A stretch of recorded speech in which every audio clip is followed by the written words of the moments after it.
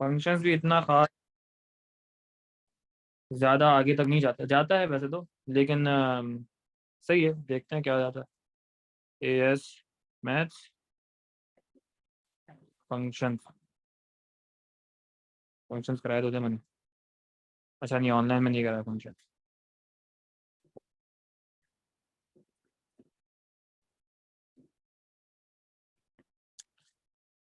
यहाँ पे स्टार्ट करते हैं फंक्शन।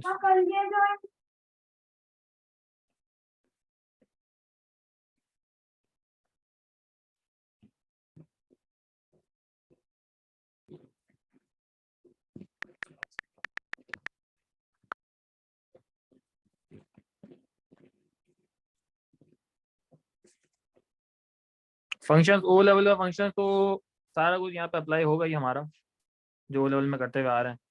ओ लेवल में हमने फंक्शंस को थोड़ा सा डिस्कस किया हुआ है।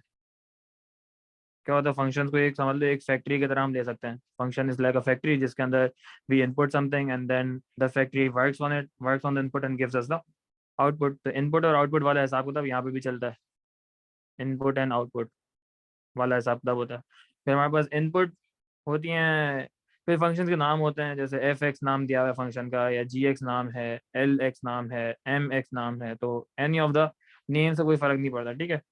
तो और हमारे पास क्या होता है, इनपुट ज़्यादातर हमारे पास एक्स की वैल्यूज होती हैं, और output is the F x या फिर वाई कह सकते हो। ये दिस इज द आउटपुट। जैसे हमारे पास कोई फंक्शन दिया होता है, ऐसे दिया हुआ है, अगर function f x is equal to 2x minus one minus five, sorry. तो इसमें एक तो ये तो डिफाइन कैसे किया जाता है फंक्शन को। एक तो ये फंक्शन आपको दे दिया है, इसके साथ साथ आपको एक चीज़ भी दी हुई होती है, डेफिनेशन, कि एक्स के अंदर क्या कौन सी वैल्यूज आएंगी यहाँ पर। तो साथ में ये भी दे देगा कि एक्स की वैल्यू क्या होंगी, एक्स बिलोंग्स टू आर, जिसका नाम होता है बिलोंग्स। और R is the set of real values, ये हमने ओ लेवल में भी देखा है, आर क्यू जो छोटे छोटे सिंबल थे, सेट ऑफ रियल नंबर्स। तो ऑल नंबर समझ लो वो हमारे आर के अंदर आते हैं। तो एक्स की वैल्यू क्या है यहाँ पर, सारी की सारी वैल्यू डल सकती हैं। फिर हम इसके अंदर हमारे पास इनपुट दिया हुआ होता था, एक्स की वैल्यूज तो हम ज़्यादातर इनपुट होती थी, और वाई की वैल्यूज या फिर एफ एक्स की वैल्यूज डालने के बाद वो हमें आउटपुट मिलता था। और एक्स की वैल्यूज का हमारा दूसरा नाम क्या था एक्स की वैल्यूज का, उसका नाम होता है डोमेन। ये आपको याद रखना पड़ेगा, जब भी डोमेन की बात करेगा मतलब एक्स की बात कर रहा है। और जब आउटपुट या उसकी बात कर रहा है एफ एक्स की बात, तो वो होता है range, the range of a function and the domain of the function. तो रेंज की बात करेगा तो एफ एक्स की बात कर रहा है, या वाई एक्सिस की बात कर रहा है। और डोमेन की बात करेगा तो एक्स एक्सिस की बात हो रही है, ठीक है। फिर ओ लेवल में हमारे पास और क्या था, कि कोई भी फंक्शन ये दे देता है, फिर बोलता है कि एफ टू निकालो। तो जैसे कि इसने इनपुट हमें दे दिया है, इनपुट हमें टू दे दिया है, तो हम क्या करेंगे, जहाँ जहाँ एक्स है वहाँ पे टू डाल के हमें आंसर मिल जाएगा, जो कि आ गया माइनस वन। तो ये मेरा आउटपुट है। इसके और बहुत से तरीके होते हैं एफ एक्स को लिखने के। एक तरीका और होता है एफ एक्स लिखने का, कि एफ एक्स और फिर ये ऐसे बना होता है। शक्लें और बहुत सी हैं फंक्शन को लिखने की, ऐसे भी लिखा जाता है, और बहुत से तरीके होते हैं, लेकिन जो मेन हम देखेंगे वो यही वाली शक्ल होगी जो ओरिजिनली हमने यहाँ पे देखी है। तो बहुत मोटा है, ये भी बहुत मोटा है।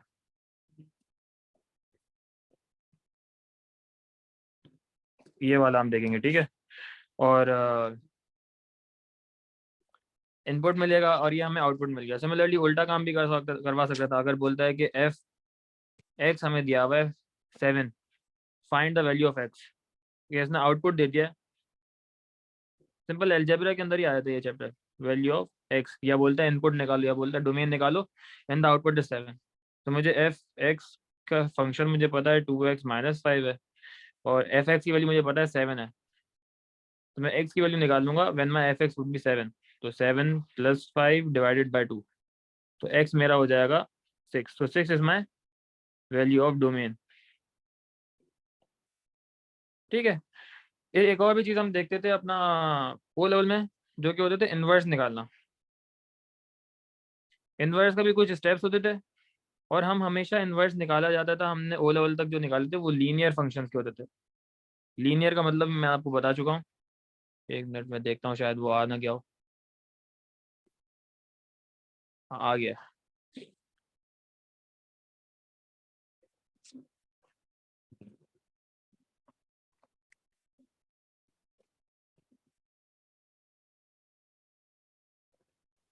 सही है। फिर हमने जो ओ लेवल में इन्वर्स निकाले थे वो ज़्यादातर लीनियर फंक्शंस के ही इन्वर्स निकाले होंगे हमने अपने ओ लेवल तक, और वो हमें निकालने बहुत इजीली आते थे। जैसे ये जो फंक्शन दिया हुआ है f x is equal to 2x minus 5, बोलता है कि इसका इन्वर्स निकालो। तो तरीका क्या होता था, हम पहले करते थे कि let y is equal to f x, तो y एफ एक्स यहाँ पर y कर दिया। फिर हम x को सब्जेक्ट बनाते थे, मेक x द सब्जेक्ट, तो y plus 5 is equal to 2x, और x को साथ अलग किया तो y प्लस 5 अपॉन 2। और लास्टली क्या करते थे, x को रिप्लेस कर देते थे f इनवर्स x से, और y को रिप्लेस कर देते विद x। तो f x की जगह पर आ जाएगा f इनवर्स x, और y की जगह पर x आ गया। तो ये हमारा इन्वर्स हो जाता था। और हमारे ओ लेवल तक बहुत ही सिंपल लीनियर फंक्शन का मतलब मैंने आपको पहले ही बता चुका हूँ। लीनियर का मतलब होता है कि व्हेन द वेरिएबल की maximum power is 1, linear function होता है ए एक्स प्लस बी वाली शक्ल, जब वेरिएबल की मैक्सिमम पावर 1 होगी। फिर हमारे पास ए लेवल में जब हम आते हैं तो ये सारी चीज़ें जो ओ लेवल में हमने देखी थी वो सब तो होगा ही होगा। इसके बाद एडवांसमेंट ये आ जाती है कि हमारे पास जो है अब क्वाड्रेटिक फंक्शंस देखेंगे। ज़्यादातर हमारे पास जो है फोकस होता है क्वाड्रेटिक्स की तरफ। क्वाड्रेटिक्स जो हमने पढ़ लिया ना, वो सारी लॉजिक अब यहाँ पर भी अप्लाई होगी। उसके मुताबिक हम जो है रेंज निकालेंगे, डोमेन निकालेंगे, इन्वर्स निकालेंगे। तो क्वाड्रेटिक्स का जो चैप्टर था वो बड़ा ही काम का है यहाँ पे, तभी मैंने क्वाड्रेटिक्स पहले पढ़ाया। अब यहाँ पर जो है वो बेहतर हो जाएगा मामला। अब क्वाड्रेटिक फंक्शंस होंगे यहाँ पर। स्केचिंग जो पहले करा दी वो सब तो वैसे ही रहेगा। अब यहाँ से स्टार्ट हो रहा है हमारा, इससे पहले जो था सारा ओ लेवल का था। अब यहाँ से हमारा एएस में जो फंक्शंस वगैरह आ रहे थे। वैसे सवाल दे दिया आपको f x is equal to x square minus 4x+3। अब क्वाड्रेटिक फंक्शन आ सकता है। अब क्वाड्रेटिक्स के साथ जो जो हमने कर चुके हैं, इसका मिनिमम, इसका ग्राफ स्केच कर सकना है, इसका जो है वो कंप्लीटिंग द स्क्वायर फॉर्म में चेंज करना, इसकी मिनिमम वैल्यू निकालना, मैक्सिमम वैल्यू निकालना, ये सारी चीज़ थोड़े से मसले आते हैं। और जो यहाँ पर जो मुश्किल वाली बात आती है एएस में, जब हम डिफाइन कर रहे होते हैं, डिफाइनिंग अ फंक्शन, ये हम ओ लेवल में नहीं किए थे अभी तक। ओ लेवल में बस हम फंक्शन के साथ हम इनपुट करते थे, आउटपुट निकालते थे और सिंपल इन्वर्स निकालते थे, ज़्यादा से ज़्यादा उसका ग्राफ बना देते लीनियर। वो भी यहाँ पर जो असल में मसला आता है जब हम डिफाइन कर रहे होते हैं फंक्शंस को। डिफाइन का मतलब कि फंक्शंस को हम करते हैं रिस्ट्रिक्ट। रिस्ट्रिक्शंस हम यहाँ पे जैसे मैंने आपको बताया ना, फंक्शंस लिखने का तरीका क्या होता है, पहले तो आपको ये फंक्शन दे दिया और उसके साथ साथ यहाँ हमें वैल्यूज भी बताते हैं कि एक्स की कौन सी वैल्यूज, वाई की कौन सी values, for what values of the domain और the range does this function lie. तो इस तरीके से डिफाइन किया जाता है फंक्शन को, और उस डेफिनेशन के मुताबिक हम फिर वर्किंग करते हैं आगे की। अब जैसे कि इसने क्या दे दिया, यही चीज अगर हम लीनियर से स्टार्ट करें कि अगर हमें दे दिया y is equal to, sorry f x is equal to 2x minus 5, और वो बोलता है कि x इज ग्रेटर देन 0। तो इसका मतलब है कि जब इसका मैं फंक्शन को दिमाग में या ग्राफ पे प्लॉट करूंगा तो मैं x की वैल्यू सिर्फ वही डालूंगा या वही यूज करूंगा जहां पर x की वैल्यू ग्रेटर देन 0 हो। तो मैंने ये क्या कर दिया, इसको अपने मैंने ग्राफ को रिस्ट्रिक्ट कर दिया है। इसको कहते हैं रिस्ट्रिक्शन, कि मैंने अपनी x की वैल्यूज को रिस्ट्रिक्ट कर दिया है कि मेरी x की वैल्यू हमेशा 0 से बड़ी होंगी। अब जब मैं अपने x की वैल्यू को रिस्ट्रिक्ट करता हूं तो इसके मुताबिक कॉरिस्पॉन्डिंग y की वैल्यूज भी खुद ब खुद रिस्ट्रिक्ट हो जाती हैं। कॉरिस्पॉन्डिंग एफ एक्स बोल दो या फिर y की बोल दो, y वैल्यूज ऑल्सो रिस्ट्रिक्ट। क्योंकि आपको पता है जब मैंने x की सारी वैल्यूज नहीं यूज कर रहा तो मेरी y की भी सारी की सारी वैल्यूज नहीं आ सकती, क्योंकि मैं x जब -1 डाल ही नहीं सकता, तो -1 से जो y की वैल्यू आएगी या एफ एक्स वैल्यू आएगी वो इस्तेमाल नहीं कर सकता। तो रिस्ट्रिक्शंस जो क्वेश्चन में दिए जाते हैं उसके मुताबिक हम फिर दूसरी चीज या डोमेन को या फिर रेंज को भी डिफाइन करते हैं कि उस रिस्ट्रिक्शन के मुताबिक क्या नई डोमेन और क्या नई रेंज निकलती है। जैसे इसमें क्या एग्जांपल दी हुई है, अब ये तो एक स्ट्रेट लाइन है ना, हमें पता है y is equal to 2x plus जो भी है, इस तरीके से ग्राफ होगा। और ग्राफ अगर बनाते भी हैं तो 2x -5 का जो ग्राफ बनेगा कुछ यूँ बनेगा, -5 से पास होगा और 2.5 से पास होगा। तो यूँ ये लाइन जा रही होगी स्ट्रेट, ये लाइन है f(x) = 2x -5 की। लेकिन अब मसला ये है कि ये जो मैंने लाइन बनाई है अभी, ये बनाई मैंने सारे x की वैल्यूज के लिए, x बिलोंग्स टू r, और इस वजह से मेरी ये लाइन नीचे भी जाती रहेगी, ऊपर भी जाती रहेगी, जितना मैं जाना चाहता हूँ। लेकिन मसला ये है, क्वेश्चन में क्या कह रहा है कि आप इसने रिस्ट्रिक्शन क्या दी है कि x की वैल्यू सिर्फ x से 0 से बड़ी होंगी। तो 0 से पीछे वाली जो सारी वैल्यूज हैं ये मैं इनको कटा दूंगा, ये इस्तेमाल नहीं करूंगा मैं, ये सारी नई वैल्यूज आएंगी, ये वाली सारी वैल्यूज इस्तेमाल ही नहीं करूंगा, क्योंकि इसने बोल दिया कि मैं सिर्फ x की वो वैल्यू यूज करूंगा जो कि ग्रेटर देन 0।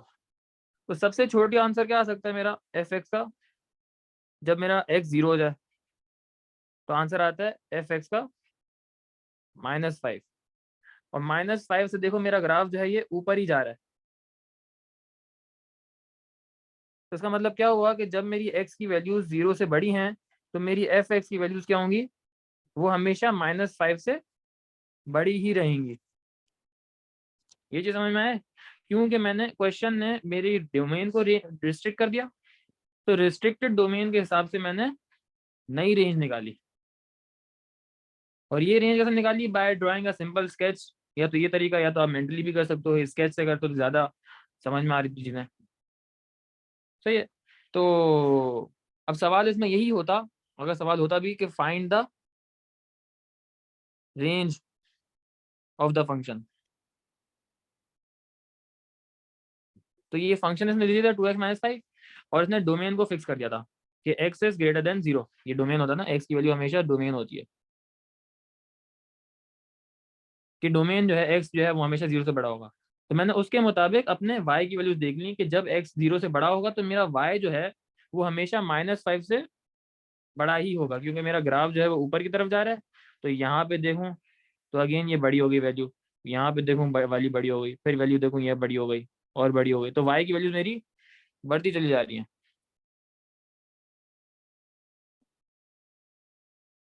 इस तरीके से। तो मेरा जो डोमेन आया, ओ सॉरी, जो मेरी नई रेंज आई वो ये हो गई, f(x) इज, ये मेरी न्यू रेंज है, ग्रेटर देन -5। इसका एक और बना के देखते हैं। अगर हमारे पास ये बोलता है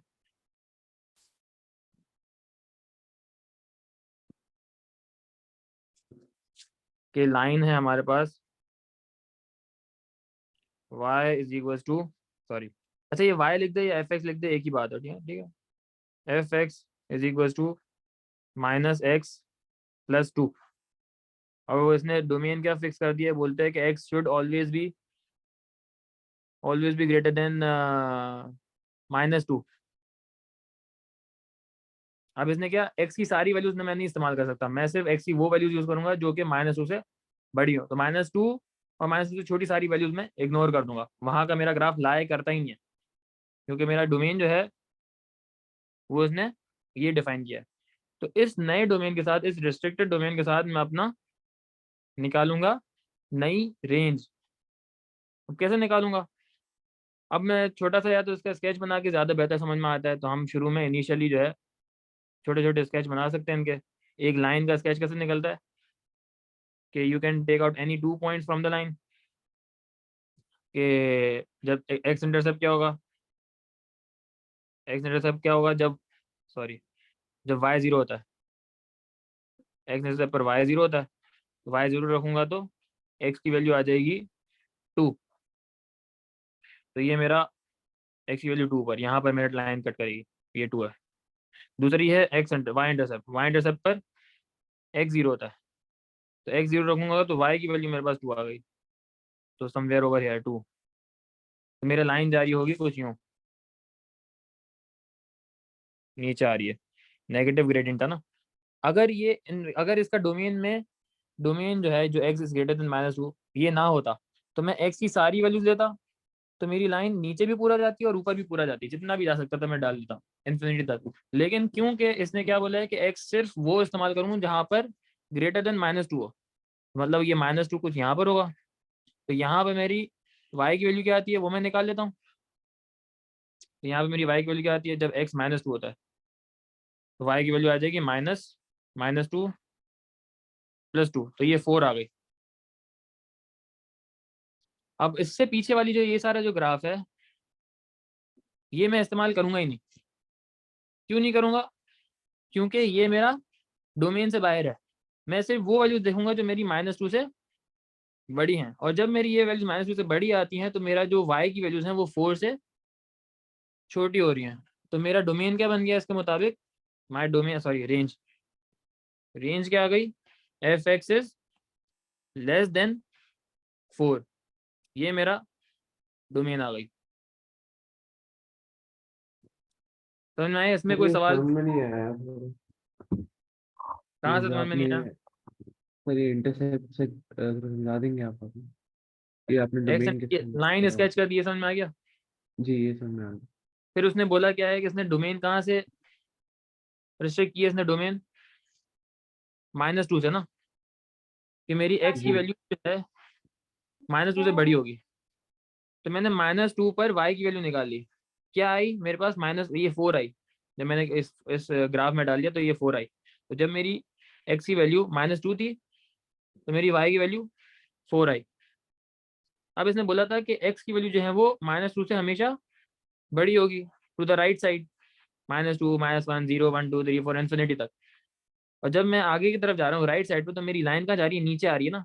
तो मेरी y की वैल्यू देखो क्या हो रही है, कम हो रही है, जी छोटी हो रही है, छोटी हो रही है। तो मेरी y की वैल्यू कभी 4 से बड़ी होगी ही नहीं। तो जैसे जैसे मेरा सही सही। लाइन आगे जाती रहेगी मेरी y की वैल्यू और छोटी होती जाएगी। तो मेरा मेरा एफ एक्स या मेरी रेंज क्या बन जाएगी कि f(x) इज लेस देन 4, क्योंकि 4 से बड़ी तो हो ही नहीं सकती f(x) की वैल्यू जब x जो है वो -2 से बड़ा हो। सही सही सही है। है। इस यही लॉजिक फिर अब वो क्वाड्रेटिक में लगाना शुरू कर देता है, क्वाड्रेटिक इक्वेशन वगैरह में। वहां पर अब क्वाड्रेटिक में आपके पास कर्व हो जाता है तो वो थोड़ा सा कॉम्प्लेक्स हो जाता है। इसी चीज़ को अगर मैं इधर ही मैं थोड़ा सा नेक्स्ट केस हम अगर डिफाइन करना चाहते हैं, अगर हमारे पास लाइन हो, हमाद हमाद बैठा नहीं बैठा हुआ? जी जी सर। हाँ समझ में आ रहा नहीं आ रहा? जी जी आ रहा है। अगर हमारे पास दिया हुआ है, sorry, y is equal to, y नहीं लेते, f x is equal to क्या लें, 2x + 2। और ये बोलता है कि x को रिस्ट्रिक्ट किया है इसने, y को भी कर सकता है, ज़रूरी नहीं है x को रिस्ट्रिक्ट करे, y को भी कर सकता है। x को इसने रिस्ट्रिक्ट किया है कि 0 से 5 के दरमियान हो। तो अब मेरी लाइन जो है ना नेगेटिव इन्फिनिटी तक जा सकती है ना पॉजिटिव इन्फिनिटी तक जा सकती है। मेरी लाइन जो लाई करेगी वो सिर्फ x की वैल्यू 0 से लेकर x की वैल्यू 5 तक होगी। समझ आ रहा है क्या करना चाह रहा हूँ?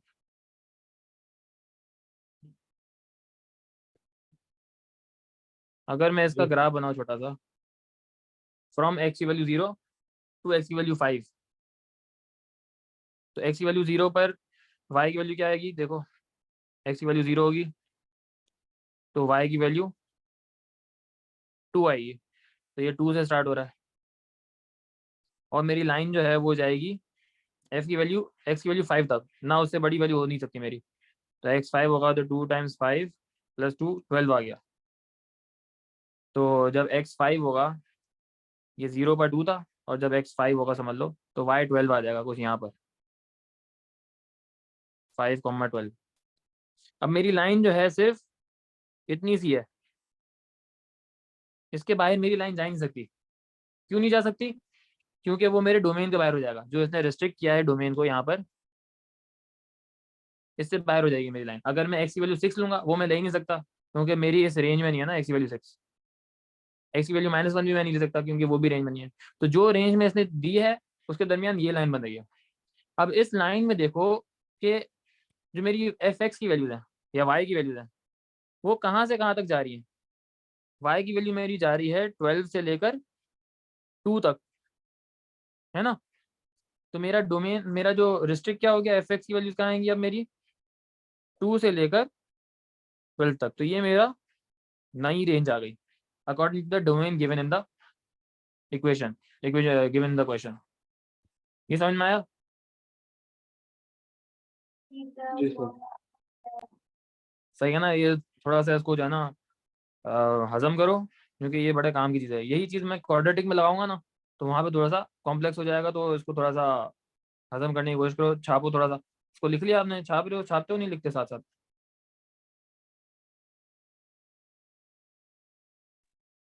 सर मैं ज़्यादातर क्लास के बाहर चलो सही है। इसमें सवाल है आपका कोई हम्माद? यार क्लास में समझा रहे होते हैं ना, स्पीड होती है ना आपकी, तो हाँ, जी ऑनलाइन में जी ना थोड़ा सा ना स्पीड तेज होती है, क्योंकि फिर पता नहीं होता कौन लिख रहा है कौन नहीं लिख रहा, तो लगातार करते जाते हैं।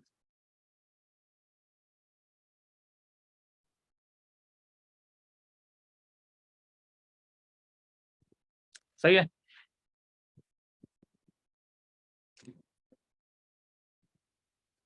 अब मैं आपको देता हूँ एक सवाल, वो आप लोग उसकी नई रेंज या कुछ निकाल के दिखाओ मुझे। अब ज़रूरी नहीं है आप ये ग्राफ बनाओ, क्योंकि लीनियर में तो मसला नहीं होता, लाइन तो हमेशा स्ट्रेट ही होती है ना, तो उसमें कोई इशू नहीं आता। अगर आपको एक फंक्शन देता हूँ,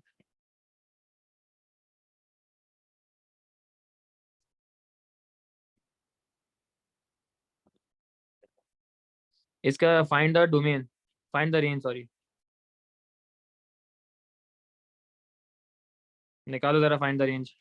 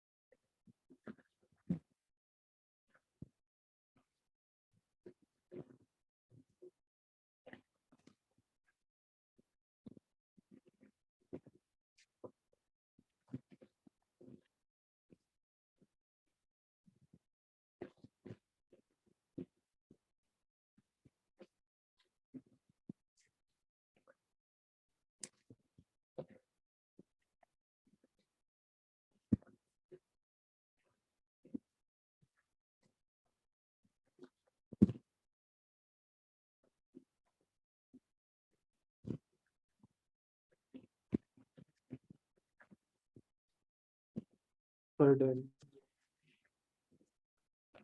हाँ भाई, वो आप बताओ ज़रा। तो -10 एफ एक्स ग्रेटर देन -10 और एफ एक्स लोअर देन 2। निकालता हूँ मैं भी, आप बताओ अहमद। सर -5। सही है। सर इसे क्या कहेंगे, एफ ग्रेटर देन -5। आप बताओ ना। अब मतलब ग्रेटर एफ देन ग्रेटर -5 और लेस देन। 2 2। अच्छा, तो देखता हूँ मैं, एक मिनट।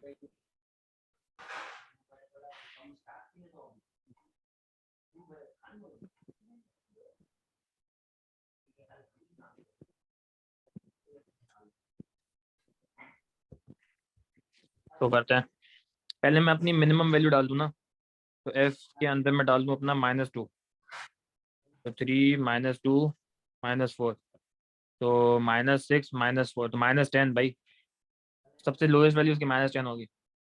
और अगर मैं एक्स की वैल्यू डाल दूँ 2, तो 3 × 2 -4, तो ये आ गया 6।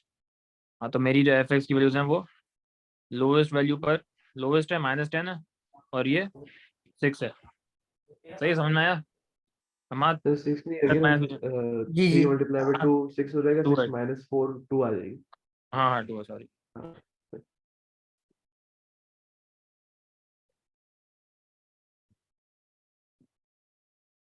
सही है। अब यही चीज करवा सकता है आपको वो, किसमें? क्वाड्रेटिक्स में। अब ये जरा गौर से देखना, बड़ा काम का है ये।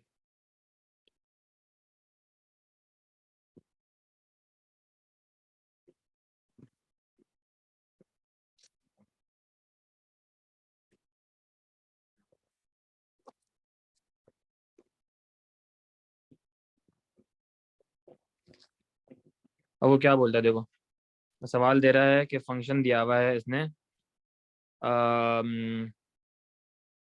2x - 2 whole square +4 and x is greater than 2। तो बोलता है फाइंड द रेंज। अब यहाँ पर भी बेहतर यही होता है कि आप जो है छोटा सा स्केच बना लो अपने क्वाड्रेटिक का, और स्केच बनाना आपको आता है कैसे स्केच होता है। अब यहाँ पे जो सवाल दिया हुआ है, यहाँ पे इसके मुताबिक अगर जो दिया हुआ है f x is equals to 2x - 2 whole square +4, ये कंप्लीटिंग द स्क्वायर फॉर्म है। और इस कंप्लीटिंग द स्क्वायर फॉर्म से हमें दो चीज़ें पता चल जाती हैं कि जब a की वैल्यू ग्रेटर देन 0 है, अभी तो 2 आई है ना, a की वैल्यू 2 है, ग्रेटर देन 0 है, इसका मतलब है कि मेरा ग्राफ जो है यूँ बनेगा स्माइली। और दूसरी चीज़ मुझे बदल जाती है h, k, जो कि मेरा टर्निंग पॉइंट होता है, और वो क्या है यहाँ पर 2, 4 है। ठीक है, इसमें तो कोई किसी को शक नहीं होगा। अब अगर इसके मुताबिक मैं एक छोटा सा ग्राफ बनाऊंगी, यूं बनेगा, और इसने बोला क्या है, ये जो मिनिमम पॉइंट है ये क्या है 2, 4 है, इसको जो है 2, 4 है। अब इसने बताया क्या है कि इस 2, 4 के लेफ्ट साइड पे क्या होगी, एक्स की वैल्यूज <<2 होंगी, और इस पॉइंट के जो राइट साइड पे होगा ये क्या होंगी, एक्स की वैल्यूज <<2 होगी। अब देखो कि इसने जो एग्जाम या क्वेश्चन में जो दिया हुआ है, उसने बोला है कि एक्स की वैल्यूज मैं सिर्फ वो चूज करूंगा जो कि <<2 होगी। तो मेरे काम का ग्राफ क्या है, सिर्फ ये वाला, ये वाला काम का है ही नहीं, क्योंकि यहाँ पर जो है मेरी एक्स की वैल्यूज क्या होंगी, <<2 होगी। तो मेरे काम का सिर्फ, अगर मैं इस ग्राफ को स्केच भी करूंगा तो सिर्फ आधा ग्राफ बनाऊंगा जो कि यूं बनेगा, एक मिनट, यूं बनेगा, और इसका जो ये दिया हुआ है ये पॉइंट होगा 2, 4। अब इस ग्राफ को देखो कि मेरा जो एक्स की वैल्यूज जैसे जैसे आगे जा रही हैं, तो एक्स इज ग्रेटर देन 2, वैसे ही मेरी वाई की वैल्यूज क्या आ रही है, मेरी ग्राफ देखो ऊपर जा रहा है, तो वाई की वैल्यूज क्या हो रही है, 4 से बढ़ रही है। समझ में आया? क्यों, देखो मेरा ग्राफ ऊपर जा रहा है, उसका मतलब है कि एफ की ये जो लोवेस्ट वैल्यू है इसकी वो 4 है एफ की, और उससे ऊपर ही मेरा ग्राफ जा रहा है हमेशा। क्योंकि जब अगर मैं x3 लूंगा तो ये यहाँ पर आएगा जो कि 4 से ऊपर होगा, 4 लूंगा तो x यहाँ पर आएगा, y यहाँ पर आएगा जो कि 5 से भी ऊपर होगा। जैसे जैसे मैं x की वैल्यूज बढ़ा रहा हूँ मेरी y की वैल्यू भी बढ़ रही है। तो इसके मुताबिक मेरी रेंज क्या आ गई, F x is greater then 4। इसमें कोई सवाल किसी को? वही लॉजिक मैंने लगाई है, लेकिन यहाँ पर अब मेरा कर्व आ गया। ये जो स्टार्ट सम में ये लगाया a = 2 आपने किया, मुझे ये समझ नहीं आता, ये समझा नहीं। ए इज इक्वल टू, मतलब इसको अगर मैं कंपेयर करूँ ना, उसमें कंप्लीटिंग द स्क्वायर फॉर्म याद है क्या था, a x minus h whole square plus k, ये था। इसमें ए की जो जी वैल्यू होती है ये वाली a, अगर ए जो है ये ग्रेटर देन 0 होता है तो इससे बनता है स्माइली फेस, मुझे पता चल जाता है कि ग्राफ जो है वो स्माइली फेस का होगा। और अगर ए जो है लेस देन 0 होता है तो वो सैड फेस होता है। अभी यहाँ पर ए क्या था, 2 था ना, 2 इज ग्रेटर देन 0। जी तो मुझे ये पता चल गया कि मेरा ग्राफ जो है वो यूं जाएगा, उल्टा नहीं होगा, यूं जाएगा। और ठीक टर्निंग पॉइंट से ये पता चल गया कि इसका जो ये वाला पॉइंट है, सबसे छोटा वाला नीचे वाला पॉइंट है, मिनिमम पॉइंट, वो 2,4 होगा। सही है। जी।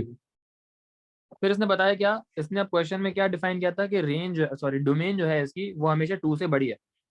तो मैंने इस ग्राफ को थोड़ा सा डिफाइन करके मैंने देख लिया, मैंने सिर्फ वो एरिया शेड किया जहां पर एक्स की वैल्यू जो है वो ग्रेटर देन 2 होगी। वो मुझे कैसे पता चला कि टर्निंग पॉइंट के राइट साइड पे क्या होगा, एक्स की वैल्यूज बढ़ती रहेंगी, और लेफ्ट साइड पर क्या होगा, एक्स की वैल्यू कम होती रहेंगी।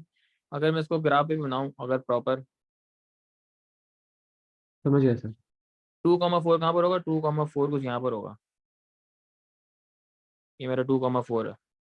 और मेरा ग्राफ जो है वो यूं बनेगा, क्योंकि ये ए की वैल्यू पॉजिटिव थी।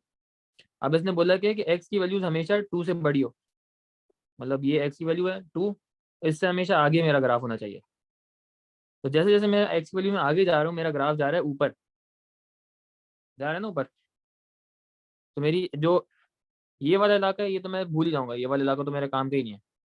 तो क्योंकि यहाँ पर जो है एक्स की वैल्यू लेस देन 2 है, मैं सिर्फ ये वाला इलाका काउंट कर रहा हूँ।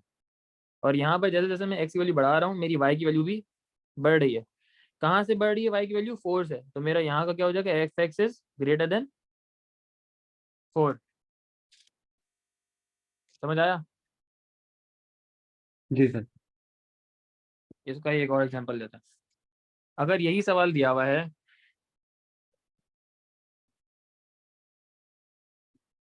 एफ एक्स कहाँ गया, f x is equal to 3x+1 whole square -3, और वो बोलता है कि एक्स इज ग्रेटर देन 3। यहाँ पे इस केस में क्या है कि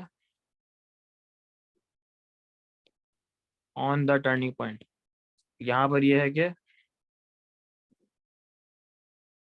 टर्निंग पॉइंट एक्सक्लूसिव, एक्सक्लूसिव मतलब टर्निंग पॉइंट इंक्लूड नहीं हुआ हुआ। अगर मैं इसका स्केच बनाऊं तो ये क्या बनेगा, इसकी ए की वैल्यू अगेन 3 है जो कि ग्रेटर देन 0 है, तो ये यूं बने मेरा ग्राफ। चलो ए की वैल्यू नेगेटिव ले लेते हैं, अगर ले लेता हूँ मेरे को -3, तो ए की वैल्यू -3 आ गई विच इज लेस देन 3, इसका मतलब इसका लेस देन 0, इसका मतलब है कि मेरा ग्राफ यूं बनेगा उल्टा। और मेरा टर्निंग पॉइंट क्या होगा, -1, -3, ऐसा ही होता है।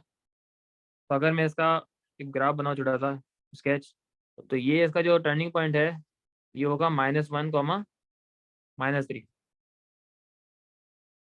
जो कि कुछ दोनों साइड पे होगा इस तरीके से, मेरा एक्सेस यहाँ जा रहे होंगे और मेरे ये -1, -3 यहाँ पर होगा। ठीक है। फिर इसने बोला क्या है, ये क्या बोलना चाह रहा है कि एक्स की वैल्यू सिर्फ ग्रेटर देन 3 होने चाहिए। एक्स की वैल्यू ग्रेटर देन 3 कहाँ पर आएगा, कुछ यहाँ पर है ना 3, तो ये कर्व अगर आगे भी जाते रहेगा जाते रहेगा, तो यहाँ पर जो वैल्यू है इससे आगे जो मेरा ग्राफ चल रहा है सिर्फ वही काम का है, इससे पहले वाला मेरे काम का है ही नहीं। क्योंकि मैं सिर्फ ये वाला लाकर देखना चाहता हूँ कि x should be greater than 3, ये सारा जो है ये काम का है ही नहीं, क्योंकि इन सारे इलाके में मेरी एक्स की वैल्यू लेस देन 3 है। समझ में आ रही है। अब मैं क्या देखूंगा, इस ग्रेटर देन 3 के मुताबिक मेरी एफ एक्स की वैल्यूज क्या हो रही है। तो पहले तो मुझे क्या करना पड़ेगा कि इस एक्स की वैल्यू 3 पर मुझे वाई का आंसर निकालना पड़ेगा कि वाई कितने के बराबर है।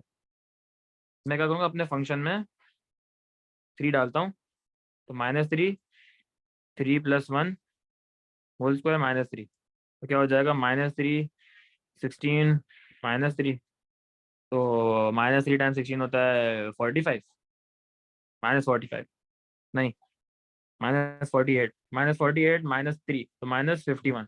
तो यहाँ पर जो y की वैल्यू है वो -51 है। ये मैंने खुद से सवाल बनाया था, थोड़ा सा आगे पीछे हो गया, तो इतनी बड़ी वैल्यू ज़्यादातर यूज होती नहीं है।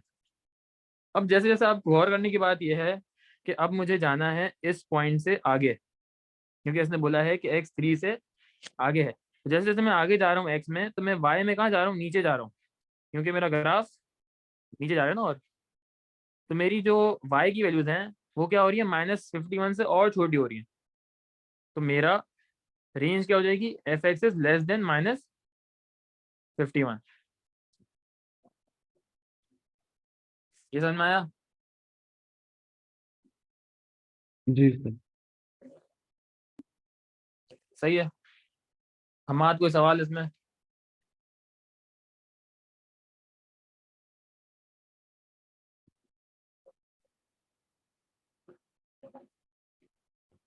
हमाद चल रहा है गायब।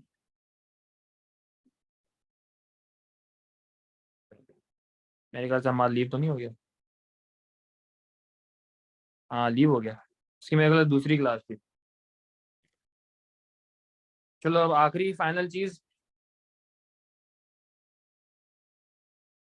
लेकिन अभी भी ये चैप्टर खत्म नहीं हुआ है, इसको हम नेक्स्ट क्लास में भी देखेंगे और फिर आगे देखेंगे, ठीक है।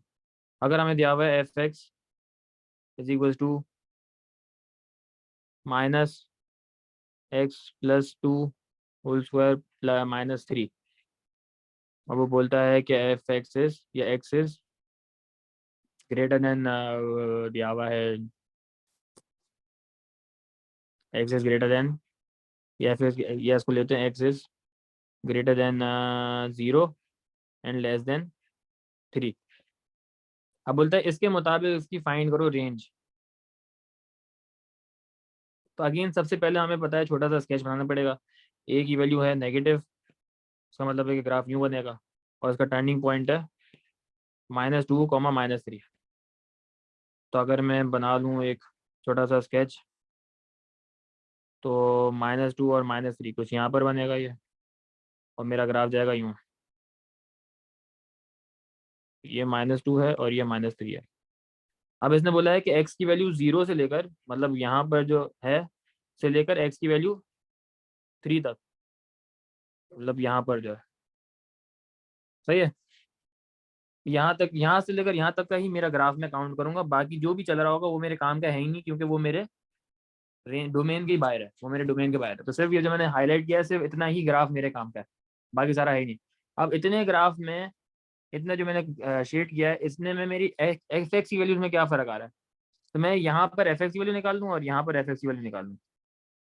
तो मेरी जब एफ एक्स के अंदर x0 डालता हूँ, मिनिमम डालता हूँ, तो -0 + 2 होल स्क्वायर -3, तो -4 -3 -7 हो गया। तो यहाँ पर -7 है, ठीक है, एक्स की वैल्यू, एफ एक्स की वैल्यू। और अगर मैं डालता हूँ अपना मैक्सिमम पॉइंट जो कि है 3, एक्स में जो मैक्सिमम जा सकता हूँ मैं 3 जा सकता हूँ, तो ये -3 + 2 होल स्क्वायर -3, तो क्या हो जाएगा ये -25 -3 -28। तो यहाँ पर जो y की वैल्यू आ रही होगी -28। तो देखा जाए तो I can only move from -7 till -28 in my y axis. तो मेरा रिस्ट्रिक्टेड डोमेन रेंज क्या आ जाएगी, f x belongs to only from -7 to -28। समझ आया? जी सर। अगर ये चीज़ समझ में आ गई ना, तो काफ़ी हद तक काम आसान हो जाता है, क्योंकि ये बहुत मसला करता है। ये समझ में आ गया सर। सही है, चलो इसी को फिर कंटिन्यू करेंगे, इसको आप वापस रिव्यू करना। अभी हमें पास पेपर शुरू नहीं करवा रहा, होपफुली जब चीज़ें खत्म हो जाएंगी ना, चीज़ें क्लियर हो जाएंगी, क्योंकि सब कुछ मिलाकर सवाल आता है। पास पेपर में करवाऊंगा तो ये सारी चीज़ें फिर इंटीग्रेट करके वहाँ पे सवाल आ रहे होंगे। तो how to find out the range according to the domain, ये उल्टा काम भी हो सकता था। अगर ये हमें डोमेन दे देता, सॉरी, अगर ये हमें रेंज दे देता for each of the following, तो हम उसी के मुताबिक हम जो है स्केच बना के चेक कर लेते कि भाई कहाँ से कहाँ तक मेरा ग्राफ जाए। ठीक है, तो उल्टा काम भी करवा सकता है, लॉजिक सेम है। चलिए उसको फिर यहीं तक रखते हैं, सही सर। मतलब फिर नेक्स्ट क्लास में उसको हम और पे डिटेल में देखेंगे होपफुली। पास पेपर्स में भी कोशिश करूंगा कि आपको उसका भी टच दूंगा कैसे सवाल आ रहे हैं। ठीक है, फिर मिलते हैं इंशाल्लाह नेक्स्ट क्लास में। जी सर। अल्लाह हाफिज़, अल्लाह हाफिज़। अल्लाह हाफिज।